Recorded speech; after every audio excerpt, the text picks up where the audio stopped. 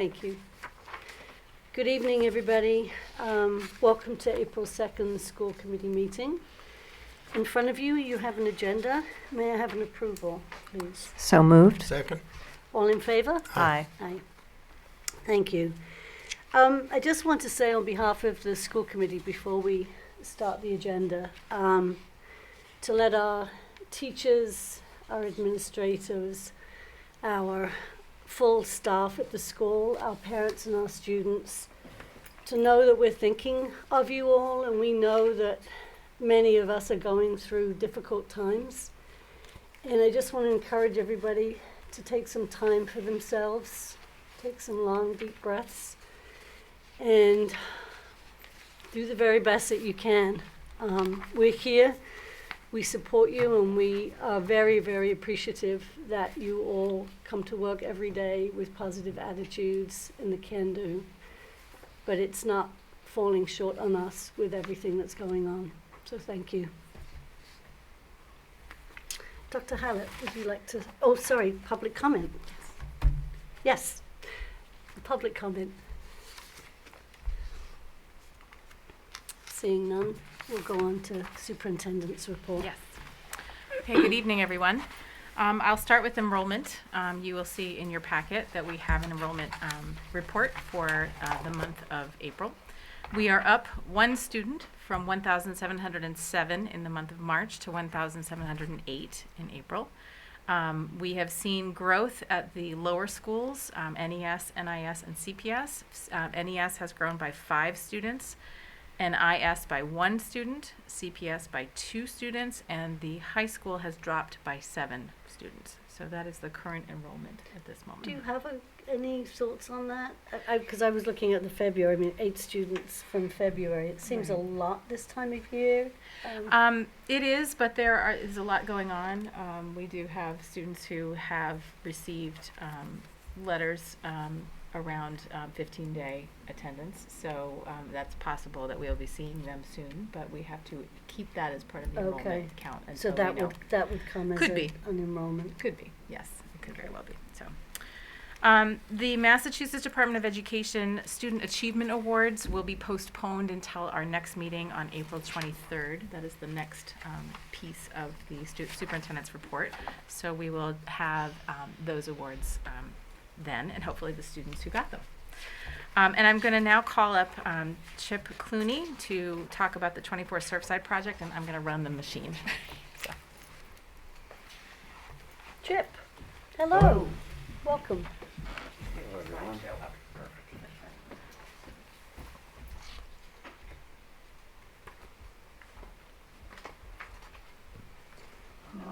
24 Surfside is the old Kaiser property. We had that out to bid. We acquired it. Okay. There we go. Okay. We acquired it in the beginning of 2023. At that time, we contacted SMRT to develop a design program and construction to reconstruct the house and turn it into offices to help really alleviate some of the pressure at the elementary school. We approved the plan was approved for 7 offices and 1 large meeting space. This plan also includes a residence for the 2nd floor of the house. Upon putting out the bids, the sub-bid packages, the sub-bids came back. There were a lot missing. We had 3 for painting, 1 for fire protection, 1 for roof. Had no sub-bids for electrical, HVAC, or waterproofing. So that didn't go well. And when we put out the general contracting bids, we didn't get any. So we reconvened, we met, and we decided that we'd look after the modular units, just like sort of what the airport have done and the other parts of town. At this point, I'm working on the design services bid package. We're going to rebid it, and we'll put that bid package out within the month. So our hope is to do the modular design. Hopefully that will become less of a cost, and we'll get more of what we need. We'll be right on board.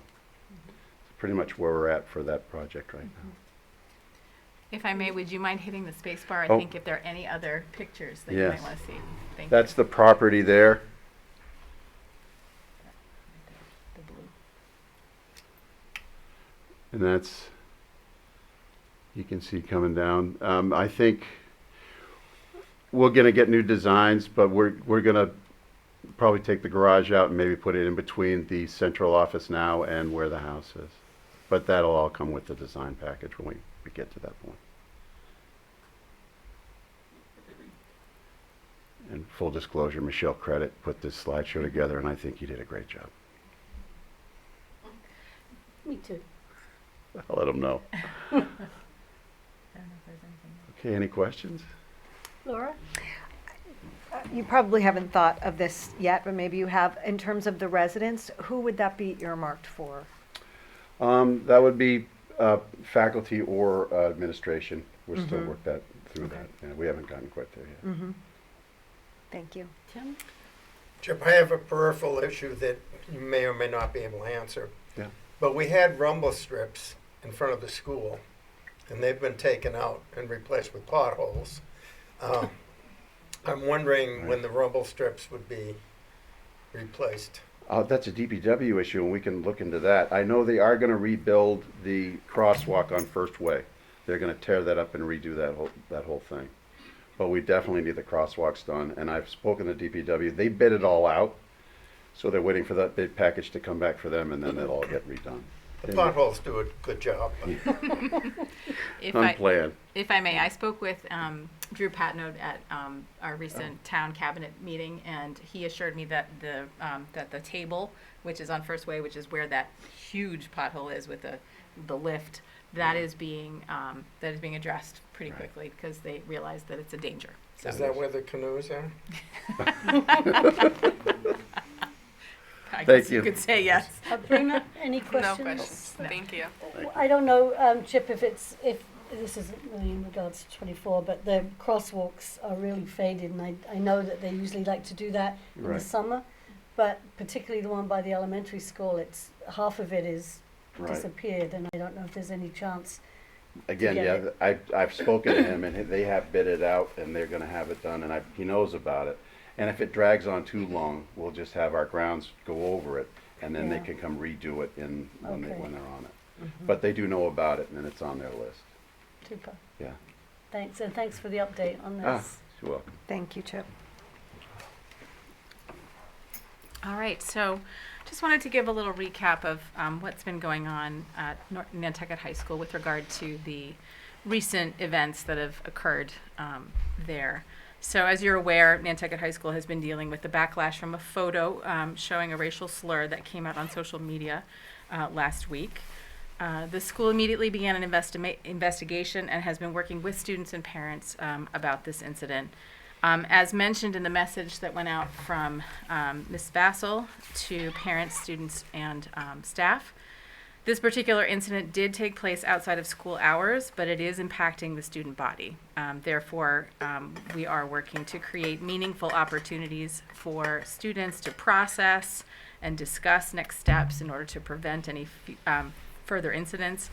To learn more about the seriousness of the situation and to become a part of the solution. We expect that these opportunities for students to partake in will happen before April break.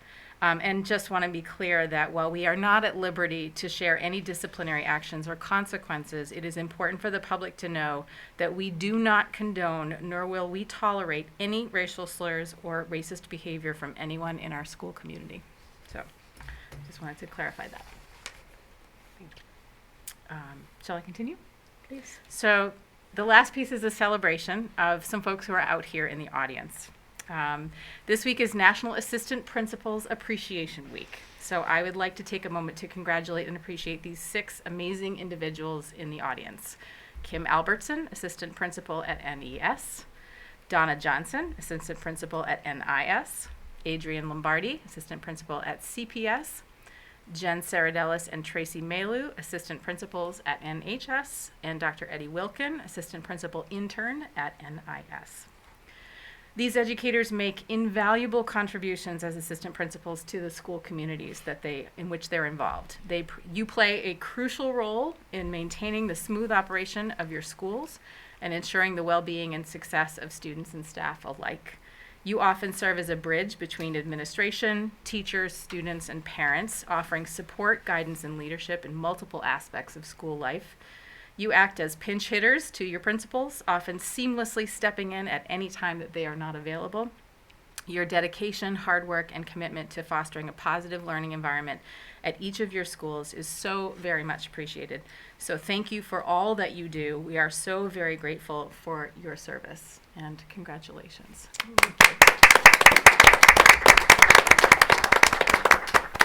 So, thank you, thank you, thank you. How lucky are we? Very lucky. Thanks, Beth. Sure. All right, moving on to presentations and discussions, I'd like to invite Robert Graves and Pam Pellegrino, please, to come up and talk about Project Lead the Way.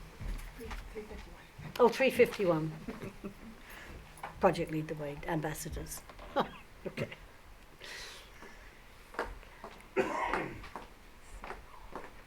That. Just gonna get your PowerPoint set up here. Oh, come on. No. Do not need. There we go. Okay. And. Yeah, right. Nope. That's not going on. Down here. There. Phew. You get notes there, but just the space bar, yes? Righty. Hi, my name is Pam Pellegrino, and I am so pleased and honored to be here with the Nantucket community. This is my second year working as a CPS school counselor, and this is my 14th year working for Project 351 as an educator, mentor, volunteer. So it has been delightful for me to be able to serve this community through Project 351 and work mentoring young people to unite, act, and lead in conjunction with other leaders across the state, starting in 8th grade all the way up through 12th grade. It was an amazing situation this year where we had a tremendous number of students that were put forward by our teachers in the middle school to select an 8th grader who really embodied unite, act, and lead. And it was a very, very difficult situation. However, one person truly stood apart.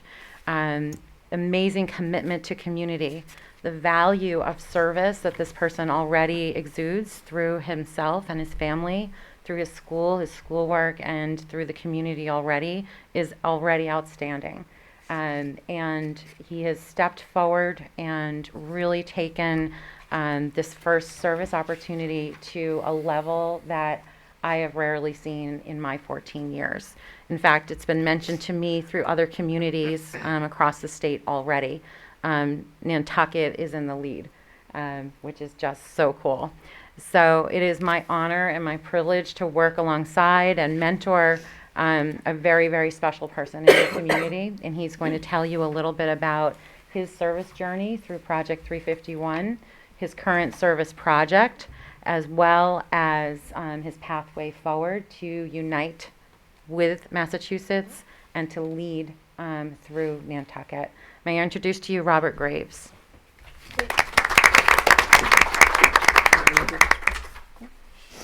I did it already. Oh, okay. That's okay. You can go to the next one. So when I was first chosen, the first order of business that I had was going to launch day, which was basically a first, like an introduction to Project 351. So basically we went up to Boston and met with all the other ambassadors that were chosen and participated in a day of community service all around Boston. And we were just introduced to our service teams who we work with throughout the year, and we get to basically just have fun and do community service. And we did that to honor Dr. Martin Luther King Jr. and Coretta Scott King. And it was an amazing experience. And on that day alone, the ambassadors this year were able to impact over 20,000 lives in just that day. I believe since their founding in 2011, they've impacted over 3 million lives. Um, so next I'm going to talk about the clothing drive that we're currently having here on island. So our clothing drive is for spring service, which is like our first community service project that happens in our community that we take charge of and lead. So this community service project is to support Crayons to Crayons, which is a nonprofit organization that takes kids' clothes from all over Massachusetts, and then takes them, sorts them, and then makes sure they're the best quality they can be, and then donates them all around the states to people who are facing clothing insecurity. So this year we have collected, and we're in our third and final week of our clothing drive.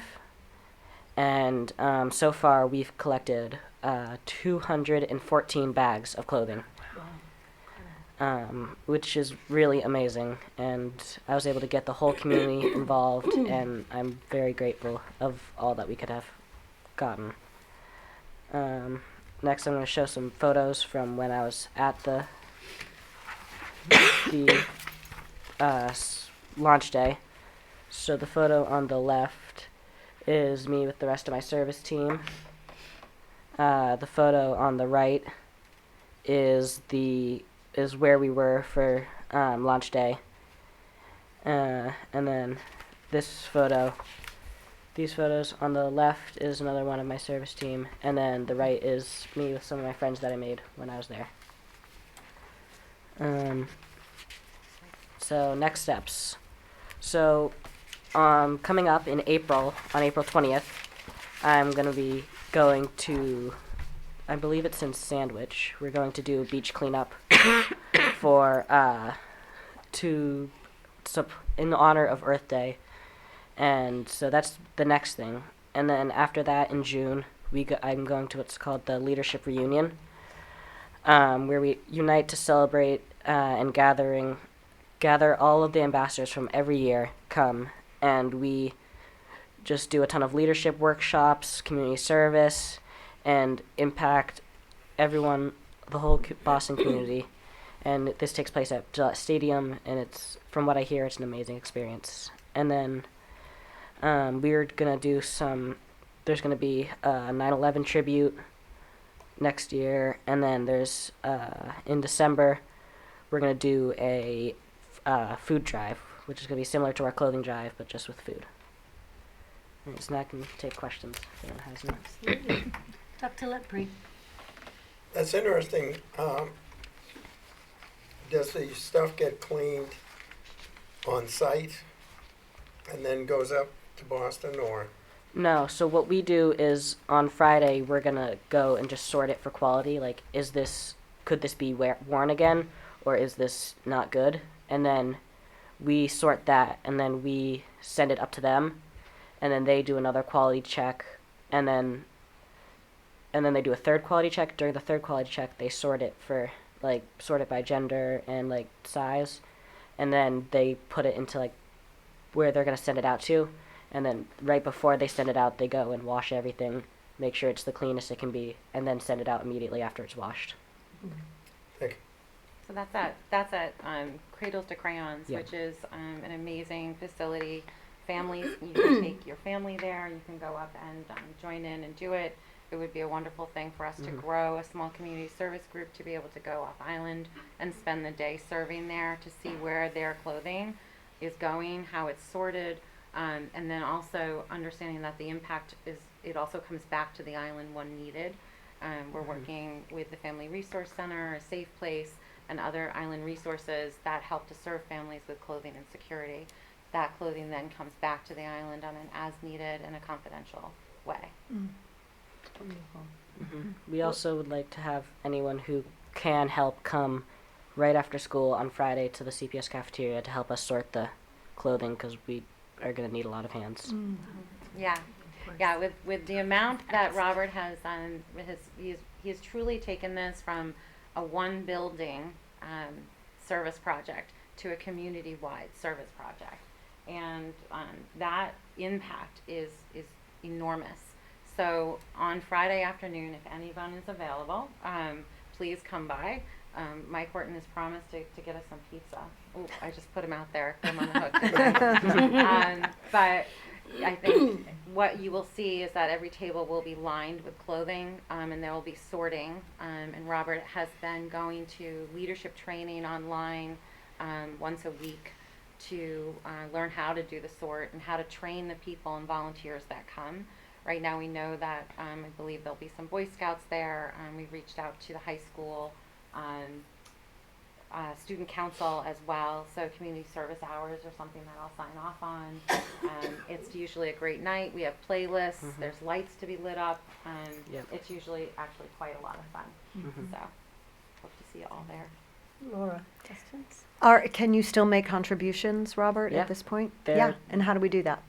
Just drop them off at the CPS front office until Friday, until the sort. We're Okay. taking anything till the sort. And then how long is your term, so to speak? 1 year? So, I'm in like what they call leadership training until for the rest of the year until December, Okay. and then after that I become an alumni and I can go back and train the next group, or there's multiple different paths I can take. I don't let go of Robert, and so they will come back and they will train the next ambassadors, and then that grows into the high school with the 9/11 tribute. I've already spoken with Matt West, who's really excited to bring that 9/11 tribute up to the high school, led by Robert and hosted by the other Project 351 ambassadors that are already there. So, and he will always be part of that community, and the leadership continues to grow. College graduates come back to Gillette Stadium, where they're trained by the Kraft family at higher levels of leadership that really permeates out into the community. It's a beautiful program, and it's been since 2011. I believe so. Well, I know Robert very well, and I was not surprised to see that it was you that was selected, so congratulations. Thank you. Thank you for your time. Bruna, do you have No any questions, thank you. I commend you on this, and I would not be surprised if your lifetime in school and out of school will continue with service to communities. Through this experience, has there been anything that's been surprising to you? Probably the most surprising thing was how much clothes we've gotten, how like generous our community is, and that's probably the most surprising thing. It's a wonderful surprise, isn't it? Yeah. Robert every day has been taking the bags of clothing from one location in the school to a more secure location, and it is the excitement as the bags come in to the office every day has been incredible. So Yep. he's done an incredible job. Thank you. Did you want to I say do, something, yes, Dr. Hallett? if I may, thank you. First of all, Robert, I'm amazed at what you've been able to do. This is incredible. And I will share with you that Project 351 has a really important role in the Massachusetts Association for School Superintendents Executive Leadership Conference over the summer. And we often get students who are in their high school years of Project 351, and I can only imagine that someday I will see you there doing some of that work with a group, which is really special. Curious to know about the clothing, just out of curiosity. This is only for children, correct? It's children's clothing. So it's advertised as children's clothing, but it's any clothing that will fit anyone from newborn to graduating high school. Okay, So great. if it'll fit like someone in that range, So I think it's I can good. hook you up with a few Yeah. more few more bags. Yep. Oh, boy. And I was curious about your leadership day that happened Yeah. earlier. What was your favorite event of that day? I see some great pictures, but I'd love to know what your favorite event was of all of that. My favorite was I went to the Crayola Crayons factory where they all do everything. My favorite was seeing like how everything works there. Wow. And I was in the shoe department, so I was cleaning all the shoes, but it was still just fantastic seeing like all 3 different stations that goes through every single quality check, like how much care they actually take and put into making sure all these clothes go to a good place and make sure they're in the best quality. That's great. That was my favorite part. Great team Thank you. building place to go as well. So small teams can go up and spend the day like Robert did to get a real feel for it. So Terrific. Great. Well, thank you so much for your work. Yeah, thank you. Thank you.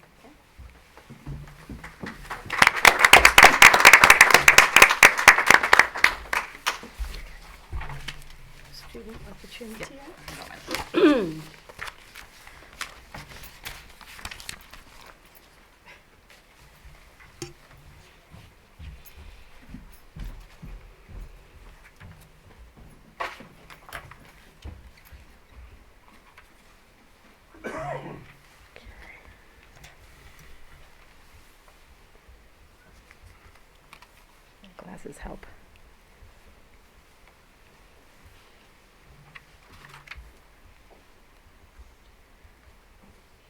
Okay, so thank you very much. I am very happy to share with you today the 23-24 Student Opportunity Act plan. Just a little background on the Student Opportunity Act. Massachusetts has been the leader in the nation for high quality learning experiences for students. But in digging deeper, the Department of Education became aware that there were quite significant gaps in experiences and outcomes for our most marginalized students, in particular those with economic disadvantages, with racially and ethnically different diversities. Excuse me, 1 second here. And, sorry, headed to the wrong one. Let me get back there. There we go. Okay.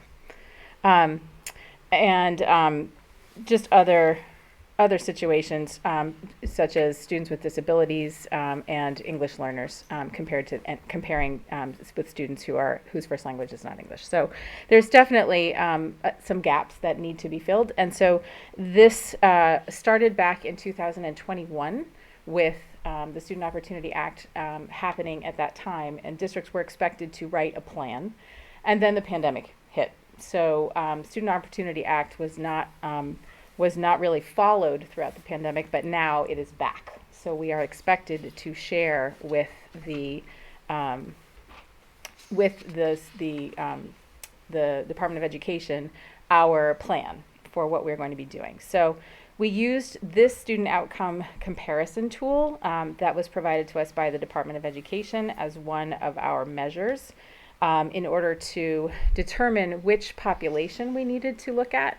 It's hard to see, but I will explain that there are 3 different colors. This is called a heat map, which basically takes the data that the state has and disaggregates it into different groups by year, by subgroup, and determines basically where our neediest population is. So if you look in the small right-hand upper corner map that says district heat map, you'll see different years and different areas of accountability.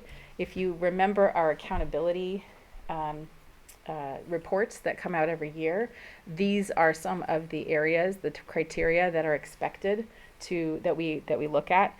But the most important part is the 2023 MCAS below. And in looking at this particular graph, you will see that the first group after all students is English learner.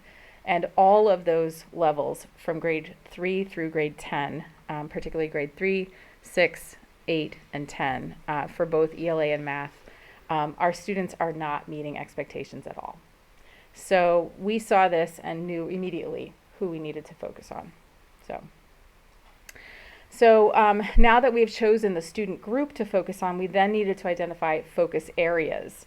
The SOA plan requires that we choose at least one focus area to concentrate on, and so we chose 2, and they were around the physical, mental, and health and wellness of our students, and positive environments. So that is for focus area 1, that is what we're looking at. So this is how we will continue to build and improve in this area through our continued attention to multi-tiered systems of support at all schools. You've heard us talk about that many times in the past. We are continuing to implement improvement through multi-tiered systems of support. We're also looking at and continuing to build on restorative practices at the high school. This is our first year, completing our first year of restorative practices. And responsive classroom, which is a program that assists in routines and behaviors, and we're implementing that in grades K through 8, pre-K through 8. And so for NES and NIS, responsive classroom is longstanding in the community, in the school community, but CPS adopted responsive classroom this year and has been doing quite well in moving forward. So that is an important area that we are already focusing on, and that is certainly an area that we found we are needing to continue to put emphasis on. So the other focus area that we chose was focus area 1.2, which is implementing a multi-tier system of support that helps all students progress, both academically and in their social, emotional, and behavioral development. We will continue to focus on that comprehensive tiered support through the following pieces. We'll be identifying students that need support, particularly our Ls, through the MTSS process, which is a process that we do when we are noticing students who are in need. We have meetings, we discuss how to support those students, we discuss what interventions and pieces of instruction that we can do to strengthen those students' abilities, their learning experiences, and their achievement. That is all part of the MTSS process. This is also improving and expanding MTSS at the middle and high school levels. They do have MTSS processes, however, they need to be a little bit more refined. And it's always important to keep MTSS in a constant cycle of improvement, continuing to tweak and make things better as we go through. Clearly examining curriculum that supports English learner success, making sure that curriculum is appropriate, is leveled appropriately, but is also meaningful and certainly pertains to real life. And finally, working on district-wide literacy initiatives. English learners who are here and learning and becoming literate not only in English but also in their first language. We need to maintain support in both languages as we can. And so that is important, particularly with how we develop our literacy initiatives in our schools. So our next steps, as you know, we're focusing primarily on students whose first language is not English, but we have to consider how to build support from all angles and to sustain positive environments and stronger assistance for these students. So these are the areas that we're planning to focus on. Increased family engagement for English learner families, that's the MLPAC. We have had some success in reaching out and supporting our multilingual learners and our multilingual learner families, but we know we have more growth to do in that area. So we want to continue examining and adopting equitable curriculum materials, which is very important to make sure that our students feel connected to the curriculum that they're learning. We will continue to expand restorative practices and responsive classroom district-wide. And we will offer more professional development around cultural competency and culturally responsive instruction. Certainly sheltered English instruction comes into play very much when students are moving out or moving through English learner services and into mainstream classrooms. So this is important for general education teachers.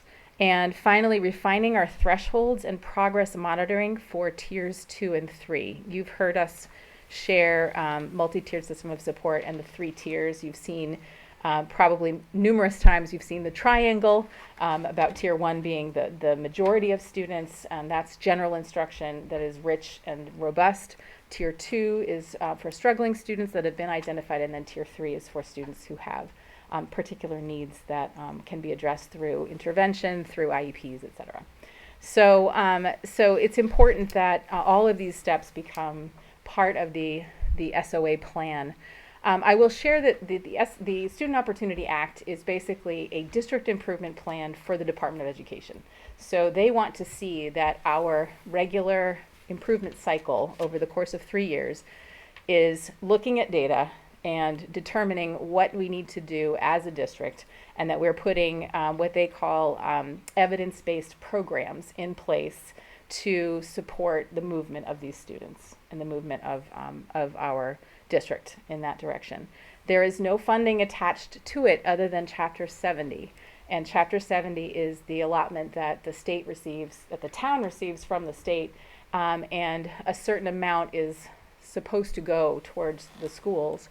But it is not a grant. We're not applying for funding. There is no specific budget page that we have to fill out that's similar to the title grants. It is basically a promise and an expectation that we follow this. So we are using things that are currently in place that we've started over the course of the last several years and continuing with them because we are seeing some growth already. We know we need to see more, especially after the pandemic. But that is the whole idea of the SOA plan. The plan was submitted yesterday, and it is expected that school committee vote on the plan. So you did receive the full copy of the plan. This is more of an overview of that, so you didn't have to go through line by line. And certainly, if you have any questions, I'm happy to answer them. Yeah, Thank you, Beth. sure. Tim? Not right yet. Okay. Laura? So I'm just curious, can you say a little more about what equitable curriculum materials looks like? Sure. So we're looking at materials that are, like I said, pertinent to the real world, pertinent to issues and beliefs and understandings that are happening currently that address students' backgrounds as well, so that we are learning certainly how to incorporate and involve students that way. And also how they can perform on curriculum. So it's not just, it's curriculum that is allowing for more hands-on work, for more collaborative experiences, because we know that a lot of our English learners and students who come from different backgrounds work very well with collaborative education. So communication and collaboration is a really big part. More applied learning. So all of those curricula are becoming very, very sought out and utilized as part of SOA plans, and we're expected to follow those evidence-based programs. So the Department of Ed has a whole way of identifying and evaluating curriculum, and so we have to watch and pay attention to what their ratings are. So, and we should be following those ratings. They will approve if we are choosing and planning to use curricula that they have vetted carefully around equitable curriculum pieces. So I hope that explains. Somewhat, yes. And then I'm just curious, I appreciate the focus on increased family engagement for L families. Is there a portion of the demographic that you feel is very engaged in the school? With this particular demographic? Yes. I mean, I think that parents and families are engaged. I mean, all you need to do is come to a literacy night or a multilingual, multicultural night at some of our schools, and I mean, everyone is there. I mean, the students are there, their families are there. They want to be part of the community. I think that we need to figure out what the formula is to engage them in a way that it is not us talking at them or telling them things, that it's an opportunity where they can ask questions, where we can give them any kind of support that they may need, and also consider the challenges that come with the work life of these families, because many of them hold 2 jobs. Many of them are working in the evenings. So we need to figure out how we can bring them in and have them feel comfortable and welcomed and belonging to our community. And we haven't gotten there yet, so we need to continue to work on that. And you'll notice in the plan we've listed out some ways that we're going to be trying to recruit more for our families. And sometimes it's just location. Rather than have a meeting in the school, we could have it in Casa Real, which is our new Salvadorian restaurant. So that might be a place to capture more interest if people know that they're in a safe place that they're comfortable with, and we have plenty of people to speak the language and to promote more learning and understanding of other cultures. So that may be a way to connect more. Thank you. Sure. Bruna? No questions. Okay. My question is, and I'm wondering what we're doing differently. And so one of the questions than we've done before, through the MTSS process, is that an individual, students pulled out individually and then looked at their data, and is it like an individual plan for each student for growth, or are they grouped together?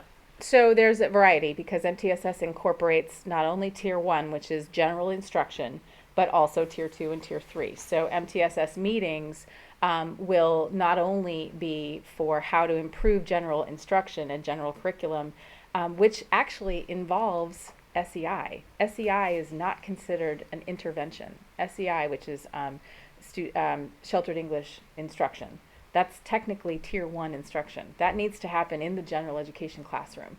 We offer ESL services because it's a requirement, but SEI, sheltered English instruction, for students who are not newcomers necessarily, but a little bit more, have a stronger language proficiency, they should be able to be in regular mainstream classrooms with teachers who are providing sheltered English instruction in their classrooms. So that is an area that we're focusing on. That's MTSS.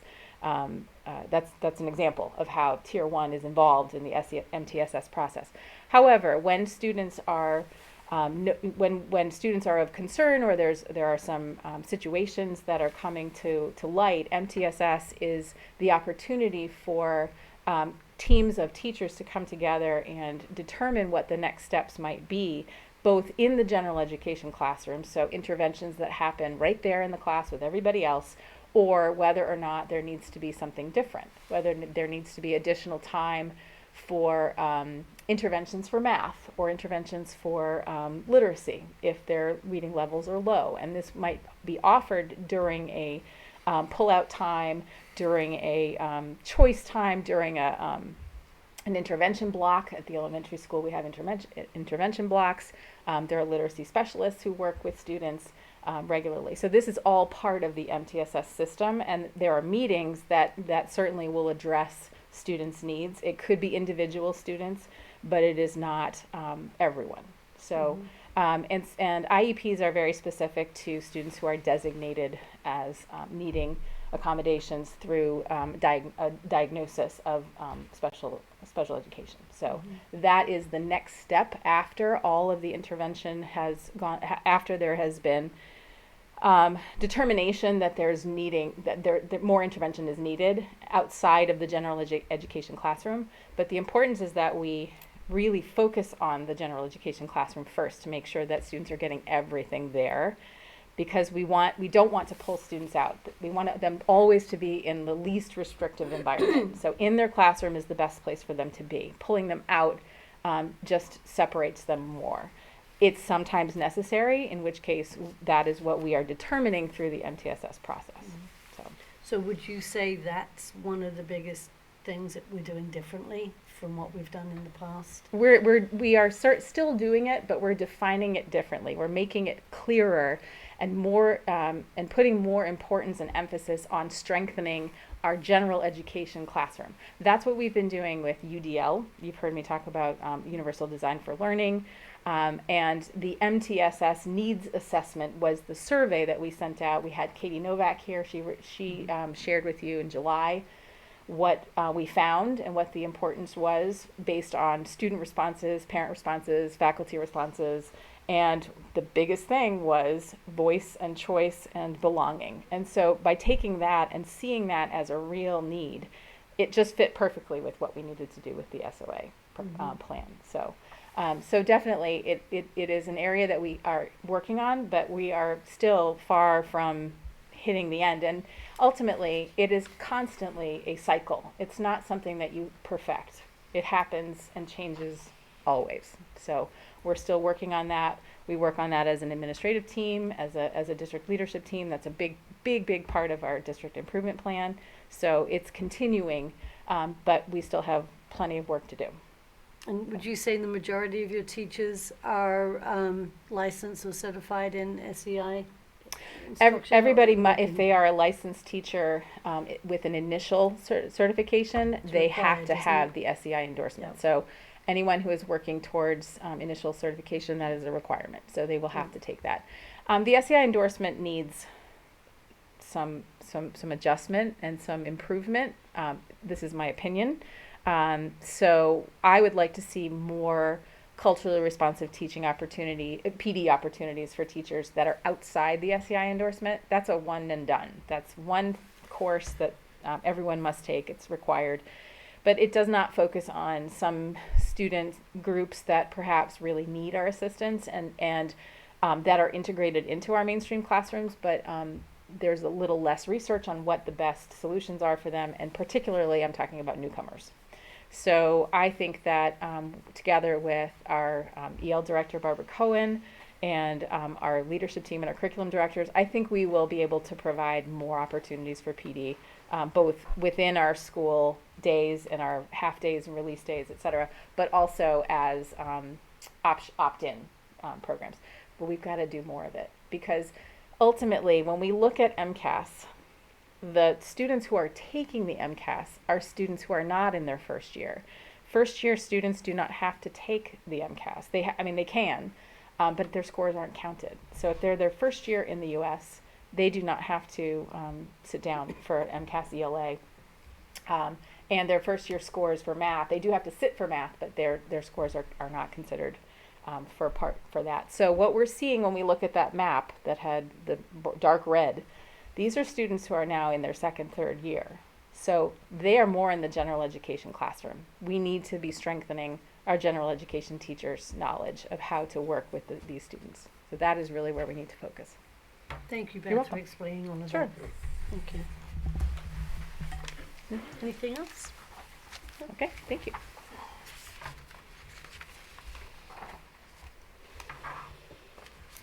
So, keeping in mind that we have 2 of our members missing, and I know you held off last week or last meeting because of me, are you okay moving forward and doing the self-evaluation? I think we may as well. I You think too, it's Tim? probably I prudent to agree. do it at this point. Tim? Sure. Okay. All right, so every year the school committee does a self-evaluation, and we did this independently, and then we had a workshop a couple of weeks ago so that we could discuss, because we don't always have an opportunity. We just sort of put out the reports, and then there's no real dialogue as to what the findings are, so we wanted to change that round a little bit this year. I think it's important to note that anytime you have a governing body and there is turnover, there's going to be a level of differences on understanding and experiences as we go. We range from 30 plus years to 3 years. So, so anyway, you have it in your packet. I'm not going to go through every single question, but I am going to highlight the areas where we had disagreements, because I think that was really more where we felt we wanted to really, And if I may, through the chair, not even a full year with 1 new member. yes, thank you. Although I think I'm doing a good job. I do too. So under the governance, you will see that there was a disagreement in the committee members take part in educational workshops, conferences, to help them make informed decisions. Most everybody had agreed or strongly agreed to this, and I think that for some who have been on the committee longer than others, there obviously have been other or more opportunities that they have attended. We talked about getting more professional development, or have MUSAK come and meet at our meetings so that they could help us with certain subjects that we may want help with, or more discussion. And then I think, the other piece is we all went to the conference, but some of us could only go for a day. Others could, I think it was just Beth and Chantal went for the full 3 days. And, it's hard to get 5 people together for anything, let alone for 4 days together off island. So it was a good discussion. I think we're all aware of what we feel we know and where we need help, or we could use more information. So I think we're going to work with Dr. Hallett to schedule more of those opportunities. Under member relations, members do their homework and come prepared to make decisions. That was an interesting one when we got into the discussion of that. It really was stemmed more around how much time we are given to read the material prior to meetings. And that really all happens depending on the person's presenting, are able to get the packet ready before the weekend so that we at least have 2 days or 3 days. But if we count Monday as a work day, it really gives us only 2 days to read everything through and have any questions that we would get back to Dr. Hallett. So we understand that when people are working and putting packets together, it's not always possible to get everything in by Friday. But I know that conversation's been had, and if it's possible, we know everybody will do their best, and if not, then we just need to focus and read on the weekends. But that was the reason for that disagreement. Under committee and superintendent relations, the superintendent informs the committee of major personnel decisions. That was an interesting conversation, and again, I think this goes from sort of the different experiences we have had individually on school committee, and I think it's important to, and I've actually asked Dr. Hallett if we can do a workshop on the ethics of information that the school committee should be privy to, because I think sometimes it's misunderstood that we are the body that anybody can come to if they don't get the answer that they want, either from their teacher or their principal or superintendent. And it really is, there's certain things that we shouldn't know. It's not our privy to be told. And so very often when situations happen in the community and someone reaches out to us, it's very likely we don't know about it because it isn't under our jurisdiction. So I think that just led to, now there's certainly things that we should know, and we do, but this was really around, do we need to know if somebody got moved from a classroom because of, from kindergarten because of whatever reason? No, we don't. That's really getting into too much detail, and you don't all need us calling you and talking to you about decisions you're all making every day. So I think so that we are all understanding of what we should be privy to and what we shouldn't, we are going to have a workshop around that so we can discuss that further. So if you're interested in that dialogue, join us for the workshop. Again, another disagreement under the superintendent operates on a no surprise model. That sort of stemmed again from the past conversation. Sometimes somebody will say, to one of us, my daughter had XYZ happen, and the person would go, oh my goodness, I didn't hear about that.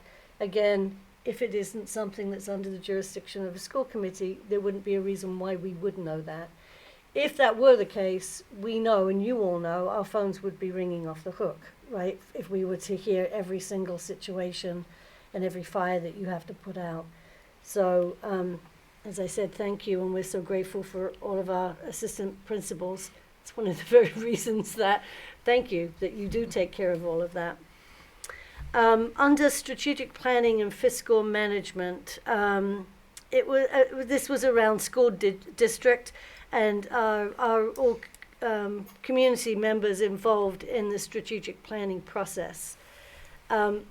We have district improvement plans. We haven't done a formal strategic plan in a number of years, but we opted to do the improvement plans. And I know I've sat through 3 strategic plans in my tenure. You've probably had 40, but I think it's like you bring the whole committee together, the whole community, and yes, when that's necessary, that's great. But I think for the leadership and the district plans that we've been focused on, we have put it out there. We've had a diverse group of input, but sometimes the work can be done just as well with a smaller group, just as diversified, but it can be just as well, if you will, for these stages. So I think we felt in our conversation that we felt comfortable that all constituencies have been involved in conversations through different opportunities, through surveys, school councils, faculty meetings, parent coffees. As we know, the superintendent and principals are doing monthly coffees, and that's a perfect time if somebody wants to have input for something or questions answered to use that time. Moving on. If I miss any, let me know. Now, I had left after this, but I will continue on this. Community relations. Committee has public relations plan for the school system. And my friend Robin Harvey comes to my mind anytime we talk about public relations. I think Robin and I sat on the public relations committee for some years, and then we were like, what are we doing? We know that when we came to district planning, that really is your schools doing the PR for your schools. And now in the most recent years, in the last 5 to 8 years, you're all doing your newsletters and your weekly outreach to your parents. And so we're not sitting here as a PR firm. It really is just the whole school district is responsible for getting the news out. And if there are questions, then that should be to principals. And if it's not answered by principals, it should come to the superintendent.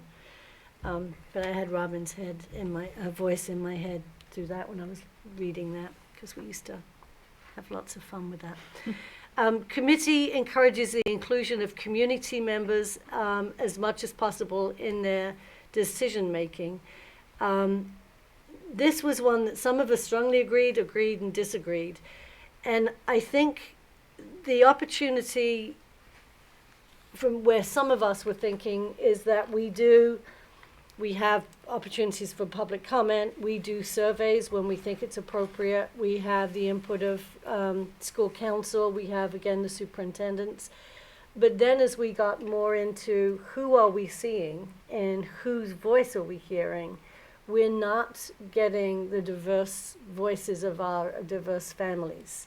And so they're not going to come necessarily to the superintendent's meeting. They're not going to come here. And so we need to, through the Outreach and Diversity Committee, come up with strategies so that we can feel more confident in saying truly, yes, we've really done our due diligence in making sure all families can feel comfortable coming forward and be included in decisions.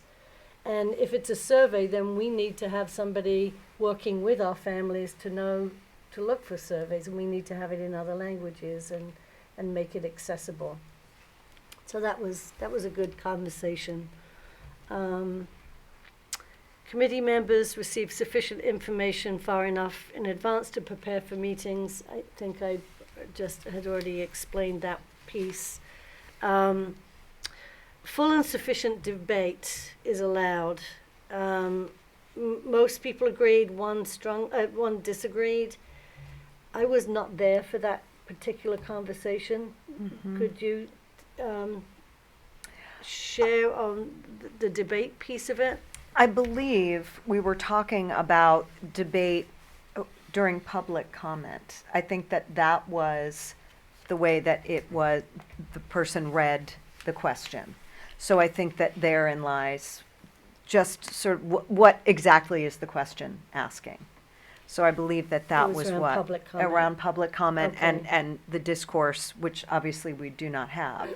So I think it was just sort of a understanding of what the question was in fact asking. And that may have been because we had recently had a policy that we were going to vote on, and I asked not to vote on it until you were present, Yes. and Chantel, because it being the policy committee. Mm-hmm. And that was around, we just voted on it last time, but that's on the public comment meeting.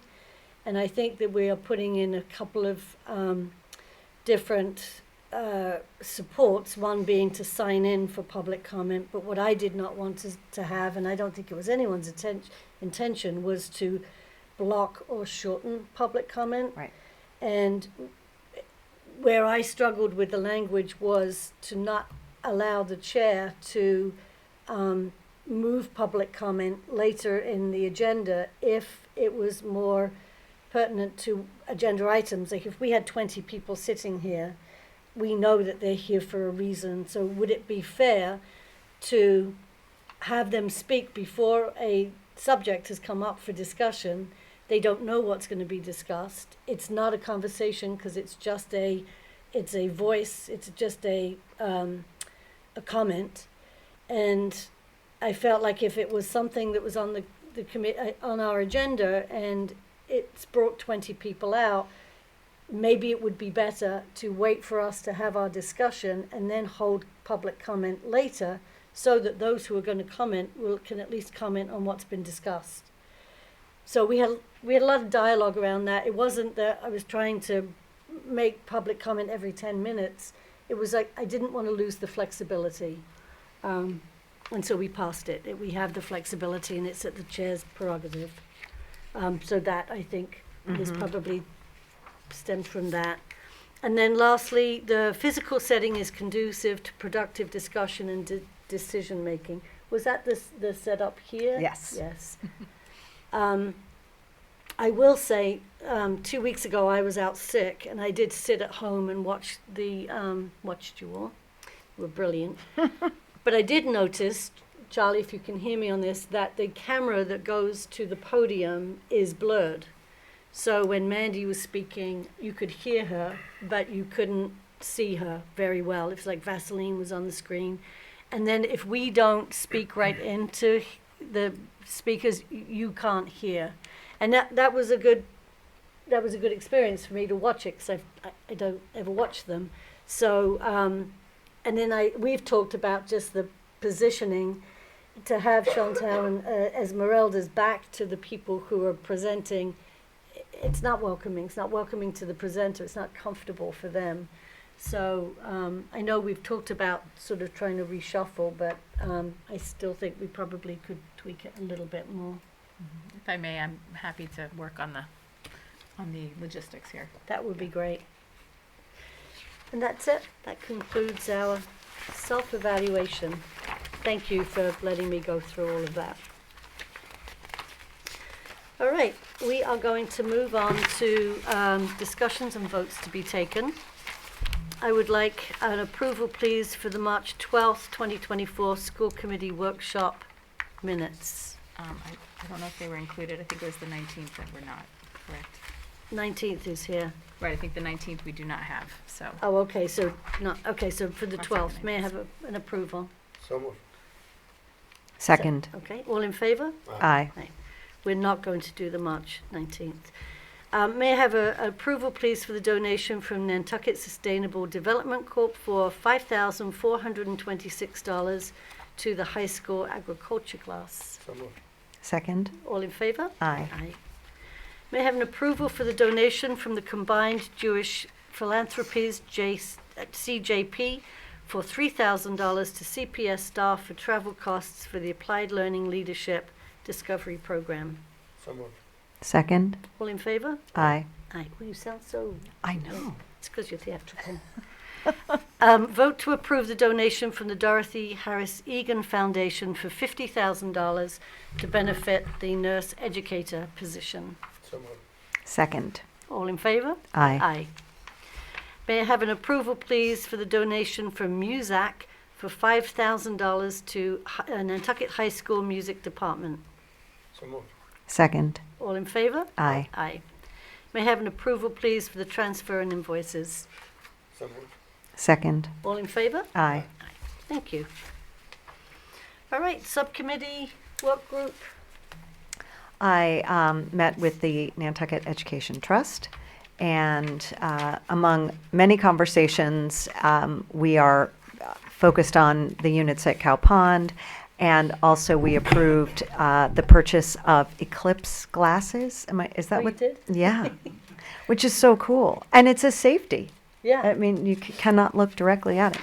So that is for everyone at the school, not Oh, just really? the All children. schools? Mm-hmm. Oh, cool. So that's exciting. If I may, I did not include that in my superintendent's remarks, and I apologize, because we will be having an optional event for all students and staff on April 8th in the in the baseball field, the unused baseball field outside of the high school, right after school. There will be glasses for everyone.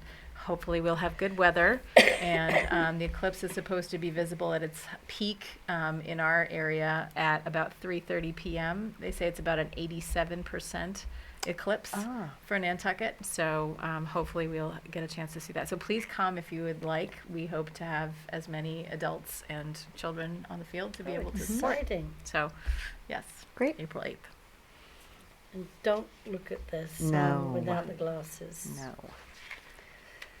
We attended the lunch meeting, didn't we? Yes, that's right, we did.